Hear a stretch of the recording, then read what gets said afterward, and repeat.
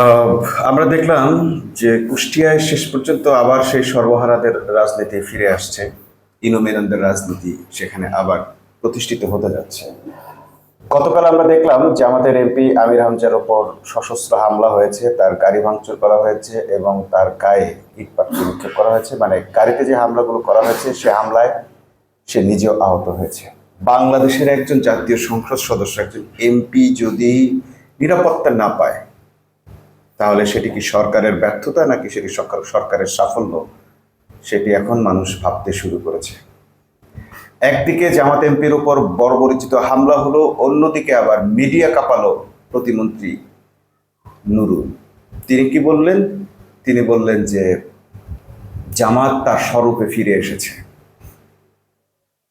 রক্কাটা ছাত্র শিবির, জামাত শিবির তারা আবার তাদের নিজস্ব আগের রূপে ফিরে এসেছে।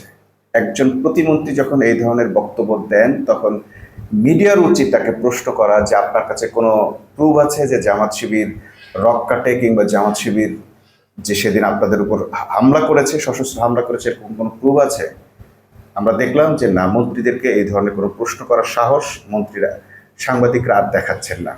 ইতিমধ্যেই সাংবাদিকরা বুঝে গেছেন যে সত্য চর্চা করার কিংবা বাক স্বাধীনতার দিন আর নেই, এখন হচ্ছে গায়ের জোরের দিন চলে এসেছে। অর্থাৎ আমরা বাংলাদেশের বিভিন্ন প্রান্তে যেভাবে দেখেছি, জৈন্তাপুর দেখেছি, সিলেটে দেখেছি, শ্রীমঙ্গলে দেখেছি, তো বিভিন্ন জায়গায় আমরা এনসিপির উপর হামলা দেখেছি এবং বলেছি যে নাসিরুদ্দিন পাটোয়ারি বেয়াদব বা উচিত কথা বলে, সেই কারণে তার উপর হামলা হচ্ছে। এখন দেখলাম যে যেই ব্যক্তিটা ইসলামের কথা বলে, ওয়াজ করে বেড়ায়, সেই আমির হামজার উপর হামলা হলো। তার ত্রুটি কি, তার দোষ কি, তাকে কেন হামলা করা হলো, এইরকম কোনো অজুহাত তারা দাঁড় করাতে পারেনি। তবে তারা 1 বছর আগের একটি বক্তব্যকে সামনে নিয়ে এসেছে, যে বক্তব্যের কারণে নাকি তারা এই হামলা করেছে। তো এইভাবে আপনারা খুঁজতে থাকলে রাশেদের কিংবা নূরের এরকম অজস্র বক্তব্য আছে যে 1 বছরের খুঁজতে গেলে যেগুলোকে আপনারা বিশ্লেষণ করে এখন তাদেরকে দল থেকে বহিষ্কার করা উচিত।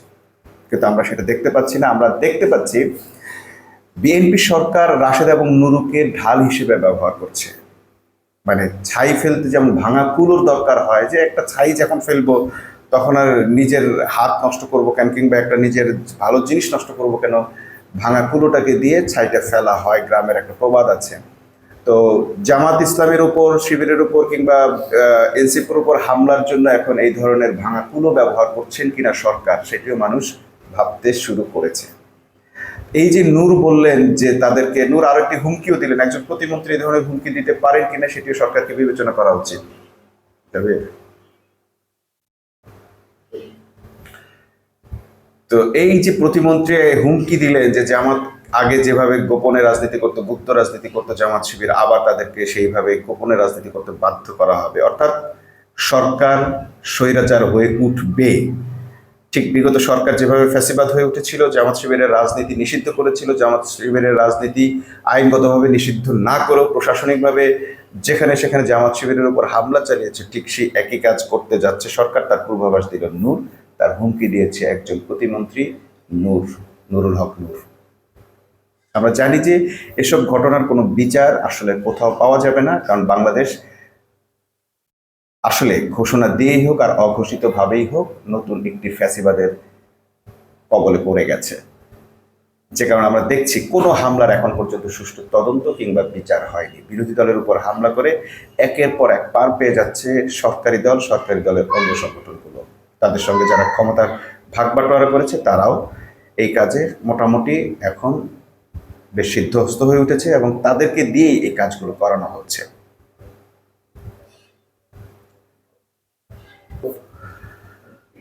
তো এই যে চলছে বাংলাদেশের রাজনীতি, এইরকম রাজনীতিতে যেটা হয় সেটা হচ্ছে যে মানুষ প্রথমত শক্তি প্রদর্শন করে বেঁচে থাকতে চায়, কিন্তু যখন সে দেখে যে না, শক্তি প্রদর্শন করেও তারাই বরং ক্ষতিগ্রস্ত হচ্ছে, কারণ আইন প্রশাসন যেদিকে থাকে সরকারি দলের দিকেই সবসময় থাকে এবং আসলে তাদের সঙ্গে শেষ পর্যন্ত লড়াই করে টিকে থাকা যায় না, তখন তারা সত্যি নুরুল হক নূর যেটা বলেছে যে তখন তাদেরকে গুপ্ত হয়ে যেতে হয়, আড়ালে চলে যেতে হয়, গোপনে রাজনীতি করতে হয়।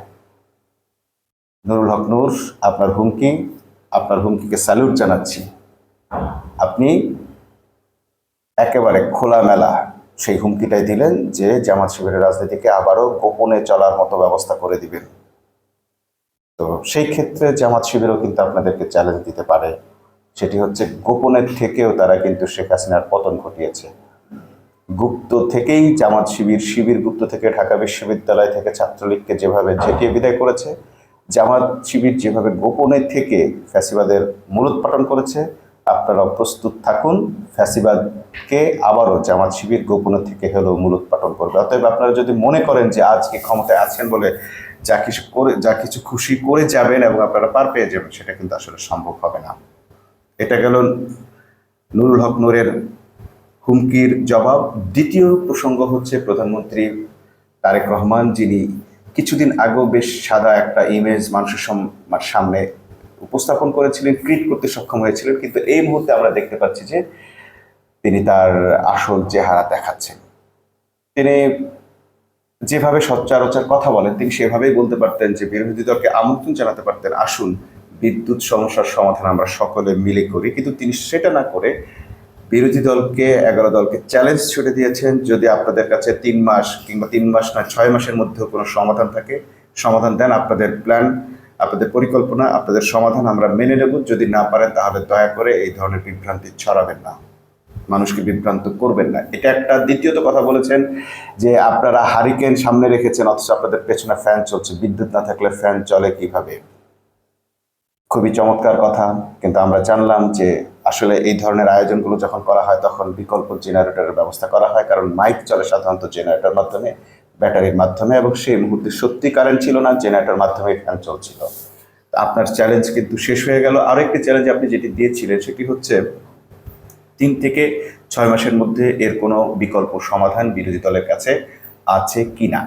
বিরোধী দল থেকেও সেটি জানানো হয়েছে যে সমাধান তাদের কাছে আছে, এবং সেই সমাধান তারা ইতোমধ্যেই সরকারের কাছে পৌঁছানোর মতো করে পাবলিশ করেছে বিভিন্ন পত্রপত্রিকায়, মিডিয়ায়, এমনকি লিখিতভাবে তাদেরকে সেই সমস্যার সমাধানের কথা জানানো হয়েছে। এমনকি বিরোধী দল থেকে একটি সংসদে এরকম একটি আয়োজনেরও দাবি তোলা হয়েছে যে আসুন এটি সমাধানের জন্য আমরা বিকল্প পথ খুঁজে বের করি, আমাদের যে বিকল্প সমাধানগুলো দিয়েছি সেগুলো আপনাদের কাছে উপস্থাপন করি, আপনাদের পছন্দ হলে গ্রহণ করুন, পছন্দ না হলে বর্জন করুন। প্রশ্ন হচ্ছে এই কথাগুলো এখনো পর্যন্ত প্রধানমন্ত্রীর কানে যায়নি কেন, কিংবা যদি গিয়ে থাকে তিনি কেন আবার পাল্টা চ্যালেঞ্জ দিতে গেলেন? আবারও ঘোষণা দিয়ে হাসনাত আব্দুল্লাহ, দুঃখিত,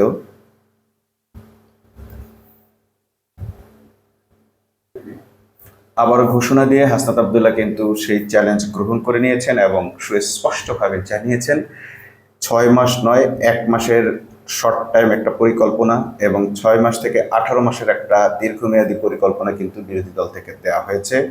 যদি সরকার চায় সেই সমাধান গ্রহণ করতে পারে। এখন আমরা অপেক্ষা করছি, যেহেতু প্রধানমন্ত্রী বিরোধী দলকে চ্যালেঞ্জ দিয়েছেন এবং বিরোধী দল সেই চ্যালেঞ্জ গ্রহণ করেছেন এবং সেই সমাধান দিয়েছেন, বিদ্যুৎ ও জ্বালানি সমস্যার সমাধান দিয়েছেন, অতএব সরকার কি তাদের সমাধান গ্রহণ করে কিনা এটা এখন দেখার বিষয়।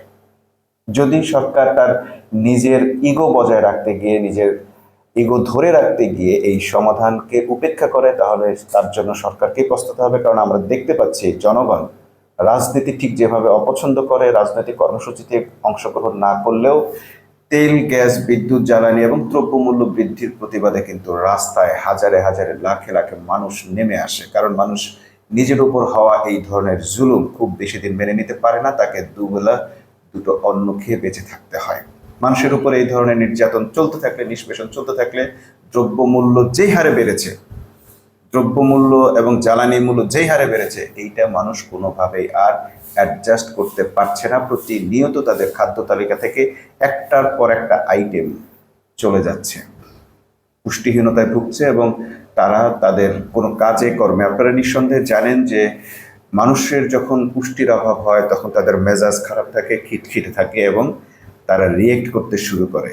এই রিয়েক্ট কিন্তু সেখান থেকেই আসা, এটা প্রকৃতিগতভাবেই আসা।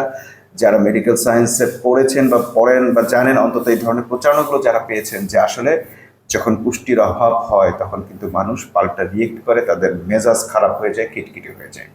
তো সরকারকেও এই ব্যাপারটায় প্রস্তুত থাকতে হবে। মানুষ কিন্তু আসলে উত্তেজিত হচ্ছে, রাস্তাঘাটে রিক্সাওয়ালা থেকে শুরু করে শ্রেণীর মানুষ কিন্তু তাদের ক্ষোভ প্রকাশ করতে শুরু করেছে। অতএব এই সরকার এই ধরনের ক্ষোভের মধ্য দিয়ে, ক্ষোভের আগুন নিয়ে কতদিন টিকে থাকতে পারবে, সেটি আমাদের একটি বড় প্রশ্ন।